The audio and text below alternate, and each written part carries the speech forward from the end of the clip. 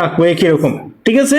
আচ্ছা, এখন দেখো কিভাবে এটা কাজ করে। আমি যখন 2 কেজি, ঠিক আছে, যখন আমি 2 কেজি কিনবো, 2 কেজি, এখন 2 কেজি কেনার পর খেয়াল রাখবো এখানে যে আমি তোমাকে বলি, যখন আমরা যখন কোনো একটা দ্রব্য কিনি যে কোনো দোকান থেকে, বা প্রথমেই যখন আমরা কোনো একটা কিছু কিনি, তখন আমাদের যেরকম প্রথম 1 কেজি কেনার সময় আমাদের যেরকম অনুভূতি বা আকর্ষণ কাজ করে, দ্বিতীয়বার যখন আমরা কিনবো ওই দ্রব্যটা, তখন কি সেম একই রকম আকর্ষণ কাজ করে?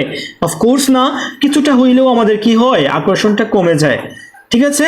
তাহলে ধরলাম আমি আরেকটা এক্সাম্পল দিই, যেমন হচ্ছে কি আমি একটা দোকানে গেলাম, দোকানে যাওয়ার পর আমি একটা জামা কিনলাম, ঠিক আছে, একটা শার্ট কিনলাম বা একটা ড্রেস হতে পারে কিনলাম।